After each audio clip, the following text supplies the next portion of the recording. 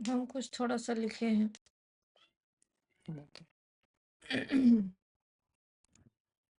हम लोग जिस पे बात किए थे, उसको है कि पब्लिक पालिका क्या है? तो मेरे समझ में जो आया तो उसको हम लिखें कि यह एक दार्शनिक आइडिया है जो देश समाज को एक नई अर्थव्यवस्था देने की कोशिश कर रहा है। पब्लिक पालिका के माध्यम से एक ऐसे समाज की स्थापना होगा जिससे हमारे बच्चे एक अच्छे जीवन की कल्पना कर सकें और देश के लिए एक कुशल नागरिक बन सके। मैं पब्लिक पालिका से क्या समझती हूँ?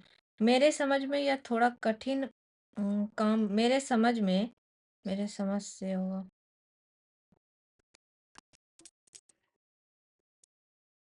मेरी समझ से होगा। नहीं, हाँ। पब्लिक पालिका के माध्यम से एक ऐसे समाज की स्थापना होगी, होगा नहीं।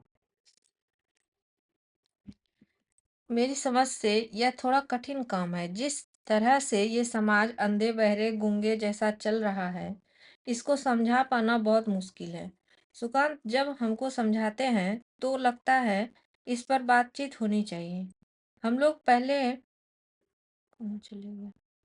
हाँ, हम लोग पहले आपस में बातचीत करने के बारे में सोचे हैं। मैं पहले समझ पाऊँ तभी किसी और को समझा सकती हूँ। इसके लिए मैं अपने तरफ से कोशिश करूँगी। इस आइडिया को नियमित रूप से आगे बढ़ाने के बारे में, तभी कुछ आगे हो सकता है। इस पर बात करने के लिए सप्ताह का 5 दिन रखी हूँ। जो भी आपस में बातचीत होगी, उसको मैं अपने शब्दों में लिखने का प्रयास करूँगी। अभी तक 2 दिन बातचीत हुई है। पहले दिन बातचीत के दौरान इन बातों का खंडन हुआ कि लोग हम लोग पब्लिक पालिका जैसे कंसेप्ट को कैसे लोगों तक पहुंचा सकें। लोग हमारी बातों को क्यों सुनेगा? निष्कर्ष ये निकला निष्कर्ष ये निकलना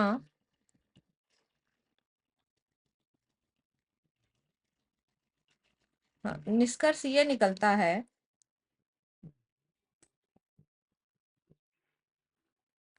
कि पहले पब्लिक पालिका को लिख दिया जाए। अगर हमारे पास लिखित प्रमाण रहेगा तो किसी को भी समझा पाना आसान होगा। अब बात आई लिखने के लिए क्या-क्या करना है? सुकांत और मेरी बातचीत से हम लोग इस निष्कर्ष पर पहुंचे कि सुकांत अंग्रेजी में किताब लिखेंगे और मैं हिंदी में किताब लिखूंगी। हम दोनों एआई के मदद से आगे बढ़ेंगे। दूसरे दिन बातचीत हुई कि पब्लिक पालिका को किन-किन चीजों से जोड़ना है। इसका अध्यायीकरण किस प्रकार करनी है? करनी।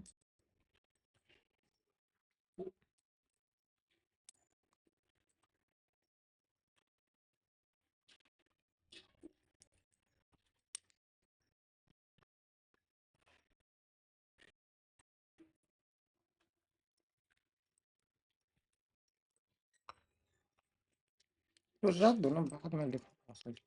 जो ठीक। नोट्स बनाना हो, नोट्स कुछ करना होगा ना, उसको खाली सामने रखो। हम्म। नोट्स जो कर बनाना होगा उसको बोल लेंगे तो वहाँ नोट कर लेना कि ये चीज़ इम्पोर्टेंट है।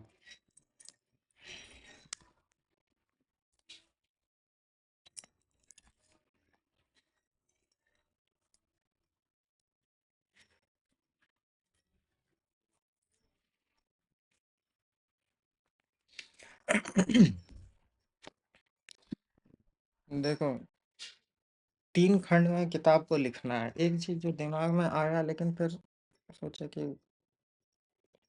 कोई खास फायदेमंद चीज नहीं है। सोचे कि पार्ट 1 जो है किताब का, हम्म। तो वो तो बेसिकली जो लोकतंत्र है उस पर एक अध्ययन है, तो इसको अलग किताब बना देते हैं। फिर लगा कि अलग किताब बनाने के चक्कर में ज़्यादा समय खराब होगा, इसको ब्रीफली ख़त्म करना ज़्यादा ज़रूरी है कि इसके बारे में सब कोई अपनी अपनी बात कहता है, हमको जो बात कहनी है उसको निकाल देना है जल्दी से। कि इतिहास के हिसाब से जो भारतीय लोकतंत्र है उसमें क्या दुर्घटनाएं घटी और क्या होना चाहिए, इसके ऊपर में ये डिस्कशन है। और अब पब्लिक पालिका क्यों संभव है? आज से 10 साल पहले पब्लिक पालिका जैसी कोई अवधारणा नहीं संभव, क्योंकि इसको हम इस तरह के कंसेप्ट को हम जब क्लास 11th में थे, मतलब 2003 का समय होगा, तब से इस कंसेप्ट को हम डेवलप कर रहे हैं। तो कम से कम नहीं तो 20 साल की मेहनत है। ठीक है, 20 साल से हम कहीं ना कहीं इस चीज को सोचते आए। कंपनी भी जब अपनी खोले थे, तब भी इसको सोच रहे थे। पहले सिटी सेज करके एक सोचे थे कि बनाएंगे, तो नहीं बना। कि सिटी के आधार पर एक सोशल मीडिया, हर शहर के लिए एक सोशल मीडिया, तो खैर कंपनी में नहीं बना। तो अभी भी जो कर रहे हैं ये, तो इसका पहला हिस्सा ये रहेगा। इसको बेसिकली हम ही तैयार कर देंगे, हिंदी अंग्रेजी दोनों में, लेकिन वो पढ़ करके इसको रखना होगा। इसमें तुम्हारी तरफ से बहुत इनपुट नहीं लगेगा, लेकिन रहना होगा। एक एक करके इसको डिस्कस करना शुरू करेंगे, जैसे जैसे लिखते जाएंगे वैसे वैसे। तो ये तो खैर बता ही दिए थे कि ये ओवर टाइम चलने वाला प्रोसेस है, एक दिन में ना शुरू होगा ना खत्म होगा। मेन चीज यहाँ है, ठीक है, कि इसको तैयार करना है। इसमें कई सारा मॉडल है, कई सारा टर्म है, जिसको समझाना जरूरी है। तो एक एक करके उसको समझाते हैं। लाइफ इकोनॉमिक्स के बारे में कल बात किए ही थे कि 3 ट्रायड है: एसेंशियल, एग्जिस्टेंशियल और इटर्नल। ये आवश्यक, अनाव अनावश्यक नहीं, अरे आओ अस्तित्वगत और शाश्वत। तो इसके आधार पर जीवन की जरूरत और जरूरत के हिसाब से ही अर्थव्यवस्था चलती है। अगर जरूरत नहीं होगा किसी सामान का या किसी आदमी का, तो वो नहीं रह जाता है। ठीक है, तो उसको समझने के लिए 9 आयाम है, 3 में खंडित है, और उस हिसाब से उसके बाद ई लोकतंत्र, टीनेट्स ऑफ पर्सनलाइज्ड डेमोक्रेसी। ठीक है, अब देखो इसमें कई सारा कंसेप्ट है। पहले तो ये है कि टीनेट्स को हटा करके फिलॉसफी कर दो, फिलॉसफी ऑफ पर्सनलाइज्ड डेमोक्रेसी। ठीक है, ये जो है ये लोकतंत्र एक कंसेप्ट है। लोक वह दुनिया है जिसमें हम जीते हैं, जिसको हम जानते हैं, जिसको हम समझते हैं। इसी दुनिया में कई ऐसी दुनिया है जिसको हम जानते और समझते भी नहीं है, जिसको हम पहचानते भी नहीं है, जो हमारे सोच से भी परे है। ऐसी कई सारी दुनिया है, और कम से कम 3 दुनिया के बारे में तो हम लोग सब जानते ही हैं। एक स्वप्न लोक है जिसमें हम लोग सपना देखते हैं, एक आभासी लोक है जिसमें जो कंप्यूटर के अंदर एक स्क्रीन के अंदर कैद है। उसके अंदर अब एक ऐसी एंटिटी भी रहती है जो सोच सकती है, जो सपने पाल सकती है, जो कुछ बौद्धिक काम कर सकती है। तो ये दुनिया एक अलग, कम से कम 3 दुनिया को हम जानते हैं। तो इहलोक का जो पहला आधार है वो व्यक्ति, और लोकतंत्र का भी पहला आधार व्यक्ति है। ठीक है, तो इसको भी बस समझा करके लिखा हुआ ही है ही, ये लोकतंत्र की अवधारणा चैप्टर है ही लिखा हुआ वो सब। तो उसको पब्लिक पालिका के रेफरेंस में समझाएंगे चैप्टर 8 में। फिर है न्यूक्लियर नेटवर्किंग का कंसेप्ट। ये कंसेप्ट हम ही डेवलप किए हैं, मतलब हम ही ये टर्म इसमें किया। न्यूक्लियर नेटवर्किंग क्या, न्यूक्लियस क्या होता है? न्यूक्लियस ऐसा होता है जिसमें कि प्रोटॉन और न्यूट्रॉन रहता है, और इलेक्ट्रॉन उसके चारों और तरफ डोनर घूमता रहता है। लेकिन अगर देखेंगे तो न्यूक्लियर नेटवर्किंग से अच्छा या तो स्पाइरल नेटवर्किंग भी कर सकते हैं। स्पाइरल मॉडल पहले से भी हमारे पास है, उसमें आता है। तो हर एंटिटी को हम एक न्यूक्लियस मान लेते हैं। ठीक है, एक आदमी है, वो एक एंटिटी है। एक आदमी एक फैमिली को बिलोंग करता है, अब न्यूक्लियस फैमिली हो गया। फैमिली एक सोसाइटी को बिलोंग, एक पड़ोस को बिलोंग करता है, एक शहर को बिलोंग, एक सोसाइटी को बिलोंग करता है, तो सोसाइटी एक न्यूक्लियस हो गया। उसके बाद एक जो स- मतलब गॉड है या जो है वो एक न्यूक्लियस हुआ, तो उस वो न्यूक्लियस किसके लिए हो जाएगा? स्टेट के लिए हो जाएगा। स्टेट किसके लिए न्यूक्लियस हो जाएगा? नेशन के लिए हो जाएगा। तो पर्सन फैमिली में नेटवर्क करता है, फैमिली सोसाइटी से नेटवर्क करती है, सोसाइटी स्टेट से नेटवर्क करता है। स्टेट इन द सेंस की जो भी इंस्टीट्यूशनल ये है, तो इस तरह से नेटवर्किंग हो रही है इसमें।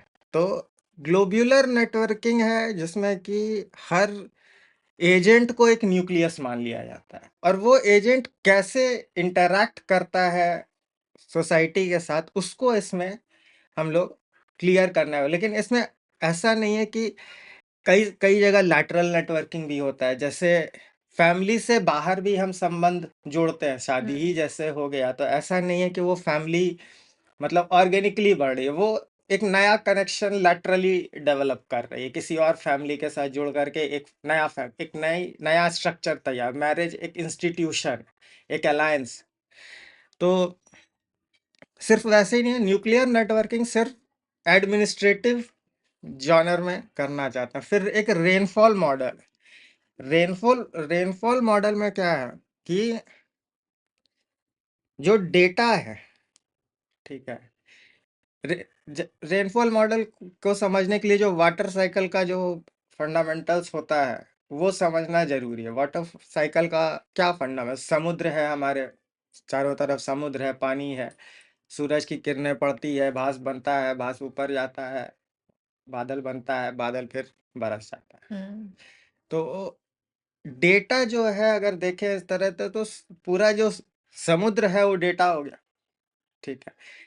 उसके बाद जो वाष्पीकरण होता है और फिर जो बादल बनता है, तो जो वाष्पीकरण और ये सब का प्रोसेस है वो इंफॉर्मेशन जनरेशन का, इंफॉर्मेशन इररेलेवेंट डेटा नहीं होता। डेटा तो है लेकिन इररेलेवेंट नहीं, उसको कोई रेलेवेंस चाहिए तभी वो इंफॉर्मेशन कहलाएगा, ठीक है। और उसके बाद फिर आता है तुम्हारा नॉलेज। जब डेटा आएगा, इंफॉर्मेशन आएगा, तभी कोई नॉलेज आने की संभावना है। बिना इंफॉर्मेशन के नया नॉलेज नहीं मिलेगा। नया इंफॉर्मेशन नए नॉलेज का सूत्रधार होता है। तो डेटा जो कलेक्शन हो रहा है वो ग्राउंड लेवल पर हो रहा है, ग्राउंड लेवल पे ऑर्गेनिकली हो रहा है। मतलब जैसे मेरा गुस्सा फूटा, हम पब्लिक पालिका पे कंप्लेंट डाले, पब्लिक पालिका कंप्लेंट, अब मान लो हमें घर की चोरी का कंप्लेंट हो तो डायरेक्टली राउट कर दिया नजदीकी पुलिस स्टेशन पर। हॉस्पिटल का है, हॉस्पिटल को राउट कर दिया, तो एक इन्फॉर्म्ड सिस्टम तैयार होना शुरू होगा। और ये जो इंफॉर्मेशन कलेक्ट होता जाएगा, इसको प्रोसेस करेगा तुम्हारा सेंटर स्टेट, मतलब डाउन। अब नॉलेज जब बढ़ जाए, पॉलिसी मेकिंग का जो फ्रेमवर्क होगा वो अभी भी सेंटर डिसाइड कर रहा हो, ठीक है, वो स्टेट नहीं डिसाइड कर रहा है। उसका एक रेलेवेंस रहेगा, एक फ्रेमवर्क रहेगा कि जो एक क्या क्या ढांचा है, फ्रेमवर्क बनाने का काम स्टेट करेगा, उसके बाद ये सेंटर करेगा, उसमें कुछ तिकड़म स्टेट भिड़ाएगा, जो अभी भी हो रहा है। लेकिन रेवेन्यू का फ्लो जो है ये टोटली इस मॉडल में उल्टा हो जाए, ठीक है। पैसा जो कलेक्ट होगा लोकल पे कलेक्ट होगा, लोकल जीडीपी के हिसाब से। जब यहाँ की जरूरत पूरी हो तो जो एक्स्ट्रा पैसा है जो स्पॉन्ज मेथड से फिर ऊपर जाएगा, ऊपर जाएगा और ऊपर जाएगा। डायरेक्टली टैक्सेबल हम एक एंटिटी को होंगे, 10 एंटिटी को हम टैक्स नहीं दे रहे हो, ठीक है। तो एक एंटिटी को टैक्स दे रहे हैं, वो कलेक्ट कर रहा है, वो वेलफेयर स्टेट बनाने की कोशिश कर रहा है, और उसके बाद जो बच रहा है उसका रीडिस्ट्रीब्यूशन प्रोसेस तुम्हारा राज्यपालिका और भारत पालिका जैसे इंस्टीट्यूशन कर रहे हैं। अब इसमें जब नीचे आएंगे तो इंस्टीट्यूशनल इवोल्यूशन रोड मैप है। अब जैसे जो भी चीजें हैं, चाहे वो एजुकेशन हो या शेयर मार्केट, अब शेयर मार्केट भी जैसे बॉटम अप बजटिंग के अप्रोच में चला जाएगा। तो इंस्टीट्यूशनल इवोल्यूशन क्या होगा कि अब जैसे हम रिलायंस में पैसा लगाते हैं, हम सिर्फ रिलायंस में पैसा नहीं लगाएंगे, हम रिलायंस के बिहार का जो ब्रांच है उस पे पैसा लगाएंगे। मतलब जैसे कि जैसे रिलायंस एक कंपनी है जो नेशनल कंपनी है, उसका जो लेकिन बिहार में बिहार में उसका एक, अब कोई शोरूम खोलता है ना, रिलायंस का जूता का शोरूम खोला, एक खोला, तो खोल तो वही सकता है जिसके पास पैसा हो। बिना पैसा के तो नहीं खोल सकता है शोरूम फोरूम। कहीं कि खोलने के लिए जितना पैसा चाहिए या तो उधार लोगे या जुगाड़ करो, कहीं से तो जुगाड़ करोगे। तो अब जो है जो पब्लिक है, अब मान लो किसी को एक रिलायंस का शोरूम खोलना है, वो अपना मतलब जो भी प्रपोजल है वो पब्लिक पालिका पे डाला। जो डिसीजन मेकिंग एंटिटी, कौन डिसीजन मेकिंग एंटिटी है? पब्लिक है, जो उस लोकेशन में रह रहा है, लोकेलिटी में रह रहा है, वो उसका वोटर हो गया, मतलब उसके आइडिया पे। अगर लोग प्रमोट करते हैं कि नहीं ऐसा कुछ होना चाहिए, तो पब्लिक पालिका का जो बोर्ड ऑफ डायरेक्टर्स है वो उसको अप्रूव करेगा, इसको पैसा मिलेगा। पब्लिक पालिका का पैसा किसका है? हमारा है। दुकान किसके लिए खुल रही है? हमारे लिए खुल रही है। दुकान कौन खोल रहा है? जिसको जरूरत है। तो सबकी जरूरत पूरी हो जा रही है। तो ये है। तो इस सबको ऐसे बोल देना तो ठीक है, लेकिन मतलब ये तो वो हो गया कि भाई मतलब बोल दिया, बोलने का कुछ है नहीं इसमें। इसको हम लोग को लगातार डेवलप करना होगा, एक एक टॉपिक को समझाना। एजुकेशनल रिवॉल्यूशन, एजुकेशन रिवॉल्यूशन अगर नहीं होता है तो बाकी सब चीज, क्योंकि अगर कोई समझेगा ही नहीं कि मॉडल का डेमोक्रेसी आज कैसे काम कर रही है, किसी को पता ही नहीं है, मैक्सिमम को पता नहीं है। एमपी क्या होता है, एमएलए क्या होता है, कौन एमपी है, कौन एमएलए, ये सब पता ही नहीं। और एमपी एमएलए क्या करता है, क्यों करता है, उसका काम क्या है, उसको क्या करना चाहिए, क्या नहीं करना चाहिए, इसका आइडिया भी नहीं है। बेसिक जो फंक्शनिंग है डेमोक्रेसी का वो भी अभी पता नहीं है लोगों को। तो उसको समझाना, समझाने के लिए पार्ट 1 है। पार्ट 2 आएगा जब इस पर हम लोग डिटेल से चैप्टर बनाना शुरू करेंगे, लिखना शुरू करेंगे, बात करना शुरू करेंगे। तो बहुत सारा चीज लिखा हुआ है ही, और इसको एक एक करके जब तक लिखेंगे नहीं तब तक कैसे अभी समझाएंगे। एक जेनरिक आइडिया दे दिए हैं कि देखो ऐसे ऐसे होगा। अब जैसे एजुकेशन रिवॉल्यूशन, इसमें कई सारा काम किया जा सकता है। जैसे कि पब्लिक पालिका जो इंस्टीट्यूशन चलाएगी एजुकेशनल, वो कोई स्कूल जैसा चीज नहीं हो, कोई कॉलेज नहीं हो, ठीक है, एक नेटवर्क्ड इंस्टीट्यूशन रहेगा। नेटवर्क इंस्टीट्यूशन का मतलब क्या हुआ कि पब्लिक पालिका का जो स्कूल्स है, या मतलब जो इंस्टीट्यूशंस है, वो इंस्टीट्यूशन हर पब्लिक पालिका बना रही है अक्रॉस द कंट्री।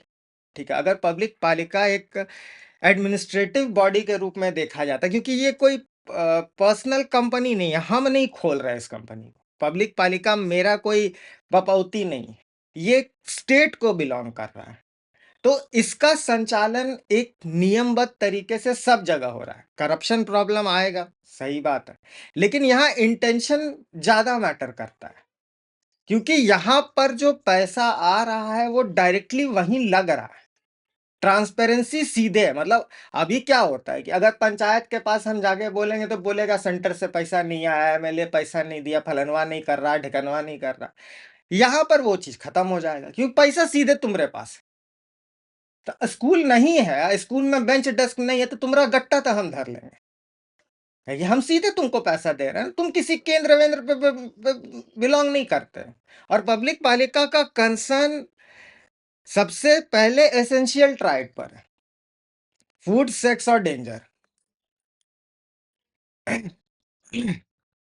जो व्यावहारिक खतरे हैं हमारे अस्तित्व पर, उसको हटाना पब्लिक पालिका का काम। ठीक है, तो उस आधार पे अब उसमें एक नेटवर्क इंस्टीट्यूशन होगा तो क्या होगा, मेरा बच्चा किसी स्कूल में एडमिशन नहीं ले रहा होगा, ठीक है, पब्लिक पालिका, अब वो पूरे देश में कहीं पर भी है तो पढ़ने के लिए वो बगल वाले स्कूल में जा सकता है। कैसे क्लासेस हो रहा है, कोई मतलब ऐसा रूटीन नहीं बना हुआ है कि साला आज आओगे ये पढ़ाएंगे, आज आओगे कल ये पढ़ाएंगे, वैसे नहीं चलेगा। जैसे एनपीटेल का साइट है, आईआईटी के सारे प्रोफेसरों ने मिल करके सारे इंजीनियरिंग कोर्सेज पे बहुत बढ़िया लेक्चर बना के दिया, लेकिन फिर भी उसका जो प्रेजेंटेशन है सरकारी डीडी 1 के जैसा दिखता है। अच्छे से अगर सारा जो सब्जेक्ट मैटर है उसको हम लोग कंपोज करके बढ़िया से, और वो भी ऑथेंटिकेटेड की गवर्नमेंट सैंक्शनड है, एनपीटेल एनसीईआरटी गवर्नमेंट सैंक्शन, तो फालतू के जो खर्चे एजुकेशन पे हो रहे हैं वो खत्म हो जाएंगे। पब्लिक पालिका के पास पैसा है, पैसा हमारा है, वो सीधे स्कूल चला रहा है, बच्चा को बार बार पैसा देने का जरूरत नहीं। जो शिक्षक वहां है, जो ऐसा नहीं हो जाएगा कि कोर्स बना देने से शिक्षक का काम खत्म हो जाएगा। शिक्षक अब अपना अपना कोर्स चला रहे हो, इंस्टीट्यूशन है, इंस्टीट्यूशन सबके लिए खुला हुआ है, टीचर के लिए खुला हुआ है, स्टूडेंट के लिए खुला हुआ है। अब देखो सब कुछ मतलब यहाँ पे बहुत कुछ ओपन टू डिस्कशन हो जाएगा कि कैसे होगा, क्या होगा, सब कुछ हम भी नहीं बता सकते, लेकिन जैसे चल रहा है वो तो गलत है, क्योंकि डिग्री लेकर के भी आज बच्चों को कुछ नहीं मिल रहा है। तो पहले तो ये है कि हमको एक एम्पावरिंग एजुकेशन चाहिए, कि हमको पहले जो पढ़ रहा है उसको पढ़ने के बाद पता चल जाए कि भाई पढ़ने के बाद इतना चीज तुमको आता है, कि 10वीं तक का अगर तुम सोशल साइंस पढ़े होते तो तुमको पार्लियामेंट का वर्किंग, डेमोक्रेसी का वर्किंग, वोटिंग का राइट, फलाने का पता रहता। ये भी तुमको नहीं पता है।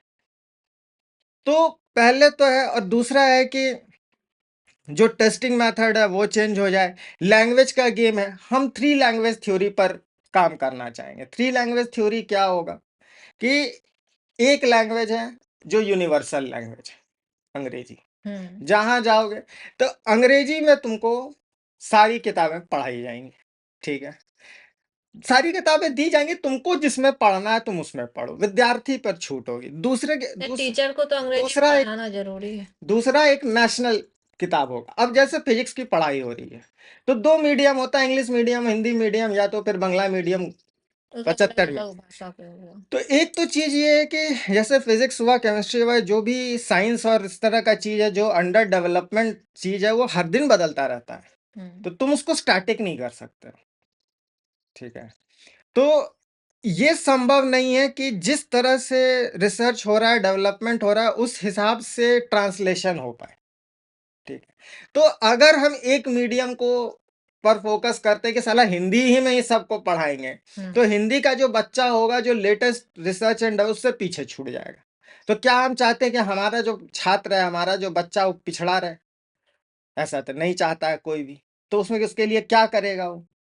उसके लिए वो उसको अंग्रेजी पढ़ाएगा। अंग्रेजी मीडियम जब बना रहे हो तो एक मीडियम नहीं होना चाहिए, एटलीस्ट दो मीडियम होना चाहिए। दो मीडियम क्यों होना चाहिए? क्योंकि उससे सोचने की के तरीके पे बहुत अंतर पड़ता है। अगर तुमको दो भाषा में तुम एक ही चीज समझा सकते हो, जैसे हम जब लिखना और पढ़ना शुरू किए, जब हमको ये समझ में आया कि क्योंकि अंग्रेजी तो मतलब अंग्रेजी मीडियम में पढ़े हैं तो आता ही है, और हिंदी में भी जब पढ़े उन चीजों को, और कई सारा टर्म्स जब एनालाइज करते हैं, जैसे लोकतंत्र को एनालाइज करते हैं, तो डेमोक्रेसी में डेमोस जो होता है वो पब्लिक होती है, ठीक है। लेकिन लोकतंत्र का जो लोक है वो लोक बहुत ही व्यापक है, उसमें पेड़ पौधा प्राणी सब शामिल हो जाता है, ईश्वर भगवान दानव सब शामिल हो जाता है, इलोक परलोक हो जाता है। तो डेफिनेशन के हिसाब से लोकतंत्र सही ट्रांसलेशन ही नहीं है। डेमोक्रेसी का सही ट्रांसलेशन लोकतंत्र नहीं हो सकता। या तो लोग होगा, गौ होगा, लोग, डेमोस में लोग है उसका मतलब। तो एक तो उसका जो मीनिंग मतलब ट्रांसलेशन में मीनिंग खत्म हो गया, तो लोग के चक्कर में अरलोक परलोक भगवान वगैरह सबको घुसेड़ करके कुछ भी बना दिए, ठीक है। तो उस जो एक फ्लॉड कंसेप्ट पे पूरे लोकतंत्र को आधारित किया गया, उस कंसेप्ट को पहले तो हटाओ कि लोक जरूरी नहीं है। हम कुत्ता पे नियम नहीं लगा सकते हैं, उसको उस पर लगा भी देंगे तो उसको झट पता चलेगा कि उस पर कौन नियम लगाया है। वो मानेगा तो मानेगा कैसे, पते नहीं है। तो अब जब इंस्टीट्यूशनल इवोल्यूशन का बात आएगा तो हमारे एक आदमी के पास पर्सनल, मेरे पास एक डॉक्यूमेंट होना चाहिए जिसमें लिखा रहे कि कितना फाइन, कितना टैक्स, कितना नियम मेरे ऊपर लागू होता है। पर्सनलाइज्ड डेमोक्रेसी, ठीक है। तुम पर कितना टैक्स, तुम पर कितना नियम लागू होता है। नया अगर कोई कानून आएगा, कोई संशोधन होगा, तो वो जो नियम वहां बन रहा है संसद में, उसका असर मेरे कानून पर क्या पड़ता है उसका लिस्ट मेरे पास होना चाहिए, ताकि हर जगह जो हमको प्रशासन चूतिया बनाता रहता है, कभी इसके लिए फाइन कर देगा, कभी उसके लिए फाइन कर देगा, तो वो चीज खत्म हो। क्योंकि ये करप्शन कहाँ पैदा हो रहा है? करप्शन तो यहीं पैदा हो रहा है ना, कि भाई हम कुछ काम करना चाहते हैं, सिस्टम नहीं करने दे रहा है, तो हम अपना काम जबरदस्ती निकालने के लिए उसको एक्स्ट्रा कुछ दे रहे हैं। अच्छा, ये हम मेरे मन में आ रहा है कि पब्लिक पालिका जैसे कंसेप्ट है, तो वो उसको सरकार ही चला सकती है। सरकार का कोई मतलब ही नहीं है यहाँ पर। तो जब सरकार लोग, नहीं रहेगा। सरकार कैसे नहीं रहेगा? देखो, चला सरकार नहीं रही है, सरकार को कौन चला रहा है? सरकार को भी तो हम ही लोग ना चला रहे हैं ना, हम ही में से कोई उठ करके नेता बनता है, हम ही में से कोई उठ करके वोट देता है, उसी से बनता है। सरकार देखो, पब्लिक पालिका के आ जाने से जो भी पॉलिटिकल और एडमिनिस्ट्रेटिव स्ट्रक्चर है उसमें हम कोई चेंजेस का प्रस्ताव ही नहीं दे रहे हैं। पब्लिक पालिका के आ जाने से जो भी एग्जिस्टिंग इंस्टीट्यूशन है उसमें कोई चेंज लाने की जरूरत नहीं पड़ेगी। चेंज खाली उसके बजटिंग सिस्टम में होगा। अब जो बजट जा रहा है या जो पैसा निकल रहा है उसको करने के लिए, वो डिसीजन लेने के लिए एक यूबिक्विटस बॉडी है, एक ऐसी बॉडी है जो डायरेक्टली रिप्रेजेंट, अब जैसे कॉलेज पे कोई फैसला लेना है, ठीक है, तो पब्लिक पालिका में एक निकला, प्रस्ताव दिया गया कि ऐसा ऐसा कुछ है, यूनिवर्सिटी में ये सारा कुछ चेंज होना है, तो इस पर वोट कर रहा है। कौन वोट कर रहा है? हमारे पास सिस्टम है, तभी हम वोटिंग ले सकते हैं। जितना स्टेक होल्डर है वो वोट करेगा, वो अपनी राय देगा। कौन स्टेक होल्डर मतलब? स्टेक होल्डर वो होता है, जैसे एक होता है शेयर होल्डर, एक होता है स्टेक होल्डर। अब जैसे मान लो यहाँ एगो कंपनी खुलता है, मान लो चमड़ा का, ठीक है, अगर तुम वो जो फैक्ट्री खुला है चमड़ा का वाला, उसको अगर तुम पैसा देती हो कि भैया हमारे तरह से भी इतना पैसा है, हम जितना पैसा दिए, मान लो 1 लाख का प्रोजेक्ट था, हम 10,000 दिया, वो 10,000 सब आदमी से लिया, तो उसके पास 10 ठो आदमी होगा जो उसका शेयर होल्डर होगा, ठीक है। लेकिन जहां वो चमड़ा का फैक्ट्री लगाया, अब वहां पर वो चमड़ा बनाएगा, तो मतलब मार काट करेगा, जो भी होगा उसको मारेगा तभी न चमड़ा निकलेगा, उससे प्रदूषण होगा। अब प्रदूषण के कारण अगर उस फैक्ट्री के पड़ोस में कोई बीमार पड़ जा रहा है और कोई उसको वो 1 टका नहीं लगाया, तो भी वो स्टेक होल्डर है।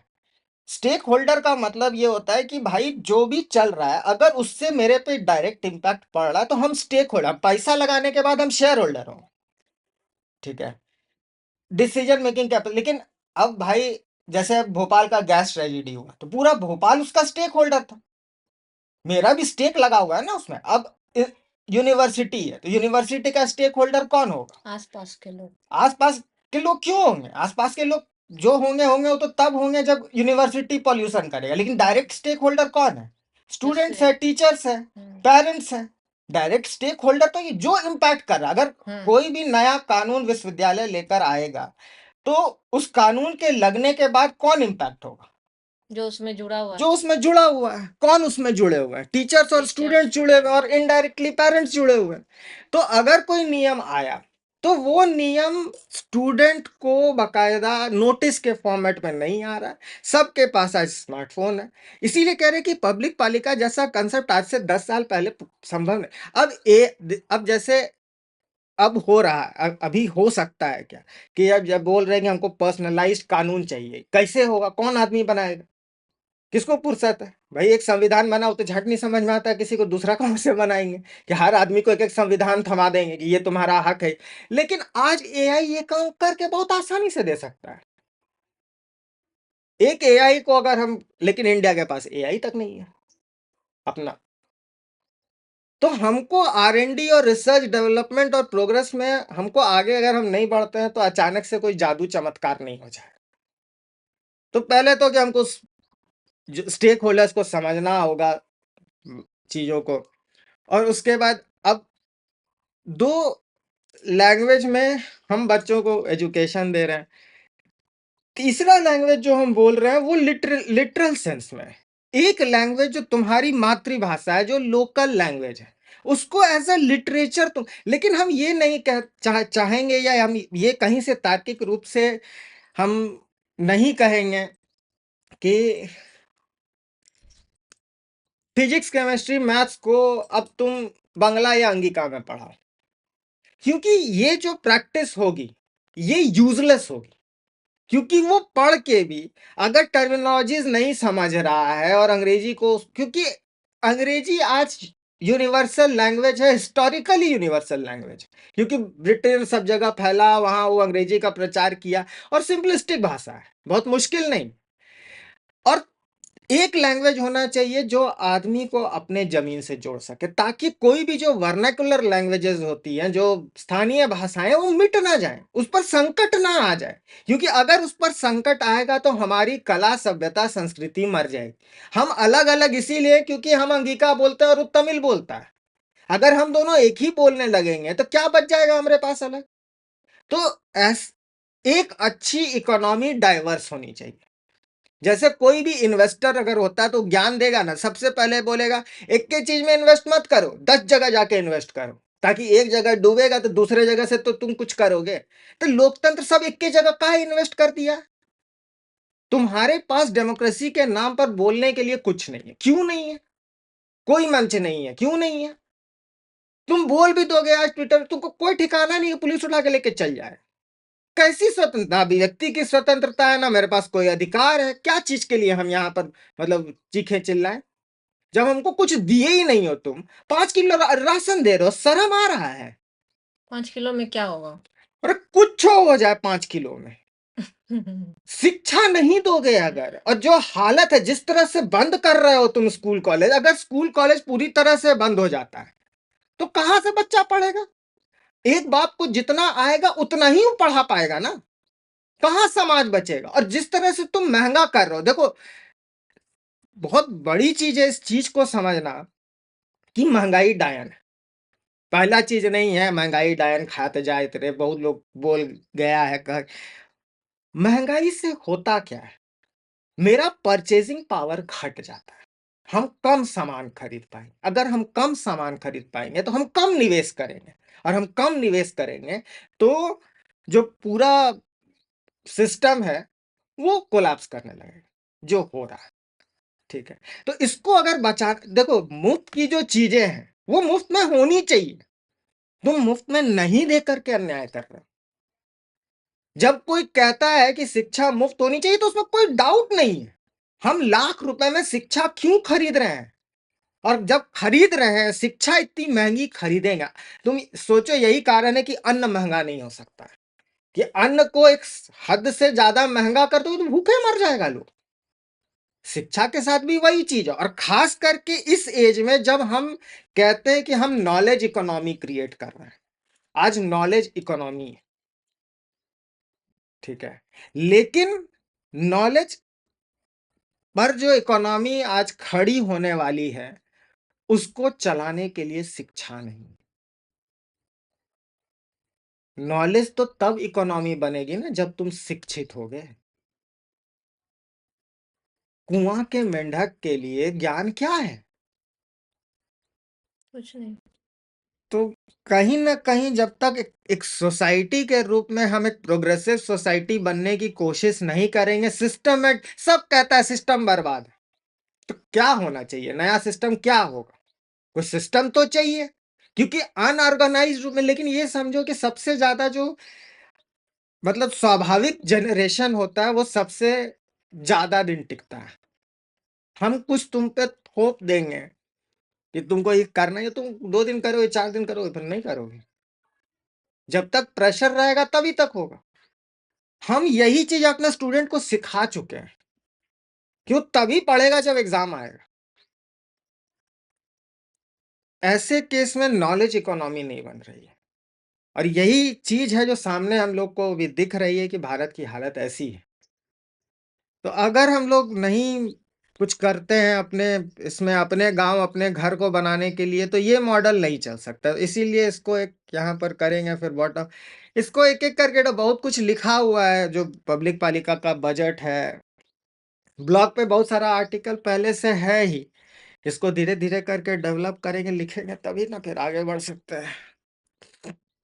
एक एक करके कंसेप्ट समझाना होगा, लिखना होगा। लाइफ इकोनॉमिक्स की अवधारणा पर ही, लोकतंत्र पर, न्यूक्लियर नेटवर्किंग कैसे काम करेगा, रेनफॉल, ज्योग्राफिकल कम्युनिटी बिल्डिंग कैसे काम करेगा, कि भाई जैसे नेटवर्किंग इसको सिस्टम है सेकंड उन टाइम में ज्योग्राफ समझाना। समझाए तो इस हाँ, ज्योग्राफिकल और जो नेटवर्किंग जो है। बचा हुआ है।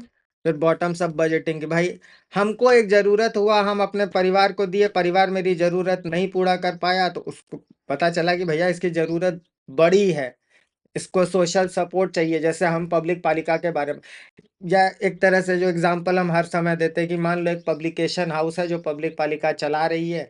पब्लिक पालिका जैसा जो इंस्टीट्यूशन होगा वो बाकायदा पत्रकारों को, शिक्षकों को पाल सकता है। उसके पास पैसा है और वो किसी से बायस्ड नहीं है। ठीक है, ये एक ग्रुप एफर्ट है। पब्लिक पालिका का सीईओ कौन होगा, मालिक कौन होगा, जिसको हम चुने। हम्म। ठीक है, पब्लिक पालिका चंदुकी का सीईओ कौन? यहाँ का पंच, सरपंच, वही चला रहा है। तो इसका जो मालिक है, पब्लिक पालिका का जो मालिक है, वो हर 5 साल में बदल जाएगा, हर इलेक्शन के बाद बदल जाएगा, इसका कोई मालिक ही नहीं है। और जो मालिक है, जिसको हम चुने हैं अपना प्रतिनिधि, उसको हम दोनों चीज दे रहे हैं। अब पैसा भी दे रहे हैं और ताकत भी दे रहे हैं कि मेरे लिए कुछ करो, ताकि हम तुमको रेस्पॉन्सिबल माने। और ये रेस्पॉन्सिबिलिटी जब दोनों साइड से आएगी तो सामने वाले को भी करप्ट होने का। अगर हमको सब चीज आराम से, सहजता से मिल रहा हो तो करप्शन का क्या कारण बच जाएगा? लेकिन अब सबको मर्सिडीज हो ये तो जरूरी नहीं, लेकिन सबको बुनियादी शिक्षा हो, बुनियादी स्वास्थ्य संबंधी सारा। अब नेटवर्क हॉस्पिटल्स अगर होता है, ठीक है, तो हमको जरूरी नहीं होगा कि भाई हम सीधे वेलोर दौड़ रहे हो और यहाँ वहां दौड़। हम यहाँ के स्वास्थ्य केंद्र में गए, वो देखा, लिस्ट वो निकला, जो रिपोर्ट आया, उसके हिसाब से वो रेफर कर दिया कि फलनवा पालिका में ज्यादा अच्छा, मतलब दिल्ली पालिका में ज्यादा अच्छी फैसिलिटी, आप वहां चले जाओ। रेफर कर दिया तो यहाँ से नंबर वंबर भी लग गया, तो टेंशन, हेडेक कम हो गया। तो आदमी का फ्रस्ट्रेशन कम हो जाएगा, पैसा कम खर्चा होगा, फालतू जो खर्चा हो रहा हो पैसा खर्चा होना बंद हो जाएगा। तो ये एक मैनेजमेंट का डेकोरम, उसमें कई सारा चीज। अब पब्लिकेशन हाउस है, हम लेखक हैं, ठीक है। अब वो पब्लिकेशन हाउस में लॉजिकली किसको होना चाहिए,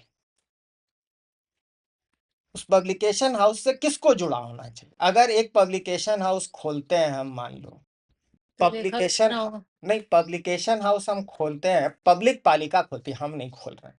पब्लिक पालिका अगर एक पब्लिकेशन हाउस चला रही है तो किसका पब्लिकेशन हाउस हुआ? जितने लोग रह रहे हैं सबका हुआ। हम्म। अब मान लो तुम कल एक नया किताब लिखती, अब हम किसको दें, क्या करें, नहीं करें, कोई ठिकाना नहीं लगता है। तो कौन पढ़ेगा, क्यों पढ़ेगा, कैसे पढ़ेगा, हमको कुछ नहीं पता। तो इसका क्या, एक सीधा, पब्लिक पालिका अगर पब्लिकेशन हाउस चला रही है, हम पब्लिकेशन हाउस को दे दिए, इसका मेंबर कौन होगा? सिंपल है कि जो टीचर, स्टूडेंट, बैचलर्स हैं ये इसके मेंबर हो गए। जैसे ही हम अपना किताब देंगे तो इस, अब मेंबर्स में से हर जगह एक बोर्ड ऑफ डायरेक्टर्स होता है, जो सबसे अच्छा लोग चुने जाते हैं या अपनी प्रतिभा पे पहुंचते हैं। तो वो वहां पहुंचे, जो सीनियर प्रोफेसर्स हैं वो सारे बोर्ड पर चले गए। नीचे से तुम्हारे पास कई सारा स्टाफ। अब जो स्टूडेंट है जो पढ़ रहा है यूनिवर्सिटी में, वो नया किताब काहे नहीं पढ़ेगा जो उसका साथी छात्र बात। अब मान लो भागलपुर के पब्लिक पालिका पब्लिकेशन के पास एक किताब आई, ठीक है, उसका जो सबसे पहले जो नीचे वाला जो ग्रुप है, जो क्या क्या कहते हैं, तुम्हारा कलरकियल काम जो करता है, वो पहले किताब पढ़ेगा। उसको लगेगा किताब में अगर कोई दम है या कुछ है। अब कलरकियल काम करने वाला मान लो 20 लोग, 20 लोग के पास किताब चली गई, 20 लोग में 10 को लगा कि ये किताब में दम है, ये किताब को आगे जो एक्सपर्ट है उसको प्रमोट कर देगा। एक्सपर्ट अगर सैंक्शन कर दिया तो ये राज्यपालिका के पास चली गई। तो ये ऑथर बिना ज्यादा पब्लिकेशन, मतलब मेहनत किए कि हम मार्केटिंग कर रहे हैं, फलनवा कर रहे हैं, ढिमकवा कर रहे हैं, इसका किताब अपने आप राज्यपालिका के एक्सपर्ट, अब वो अगर उसको अटेस्ट कर देता है कि ये किताब अच्छी है, तो उस राज्य के लोगों को पढ़ने के लिए लगे, हाँ भाई ये पब्लिक पालिका का ये कह रहा है तो किताब अच्छी होगी, पढ़ना चाहिए। ठीक है, तुमको पब्लिकेशन, तुमको पब्लिसिटी खुद से मिल गई। ठीक है, जबरदस्ती हम, मतलब क्या कहते हैं, मार्केटिंग नहीं कर रहे हैं। तो अब ये नहीं हो सकता कि मूवी को भी हम इसी तरह कर दें, लेकिन जो एकेडमिक लिटरेचर है उसको कर सकते हैं। लेखा गया जिसके पास, अब ग्राउंड लेवल पे जिसके पास पैसा नहीं है उसके पास आने का चांस तो खुलेगा, लेखक बनने का रास्ता तो खुलेगा। यही चीज पॉलिटिशियन पे भी हो सकता है। अभी भी हम मल्टी पार्टी डेमोक्रेसी के लिए बात कर रहे हैं, लेकिन पब्लिक पालिका अपने से, अब कोई स्टूडेंट है, नेता बनना चाहता है, तो वो अपना मतलब प्रोफाइल बिल्ड किया, शहर के लोग उसको देख रहे हैं ना कि भैया ये सोच रहा है, ये कर रहा है, तो हम एक बेटर डिसीजन ले पाएंगे कि नहीं ले पाएंगे। आज हमारे पास कोई इंफॉर्मेशन ही नहीं है, तो इंफॉर्मेशन नहीं है तो नॉलेज नहीं है, नॉलेज नहीं है तो हमको पता ही नहीं हम कर क्या रहे हैं, क्यों कर रहे हैं। तो हम इंफॉर्मेशन फ्लो कैसे होगा, कैश फ्लो, हम एक आइडियल स्ट्रक्चर क्रिएट कर रहे हैं कि ऐसा, और जहां तक हो सके कैशलेस इकोनॉमी बना रहे हैं। भैया हर जगह हम पैसा पैसा क्यों कर रहे हैं।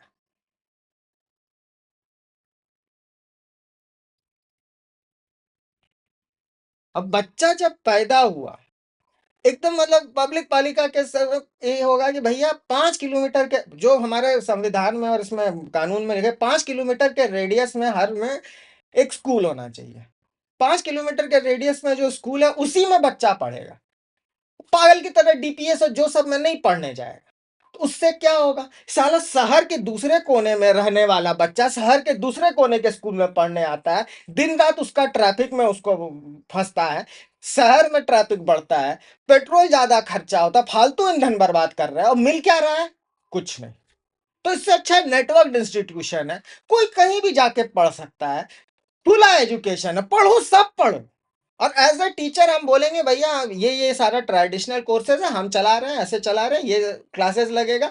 पब्लिक पालिका एक बड़ा सा एकदम मतलब कैंपस है, खाली प्रोफेसर से लेकर के, टीचर से लेकर के, स्टूडेंट तो सब वहीं रह रहा है, वहीं रिसर्च कर रहा है, वहीं काम कर रहा है।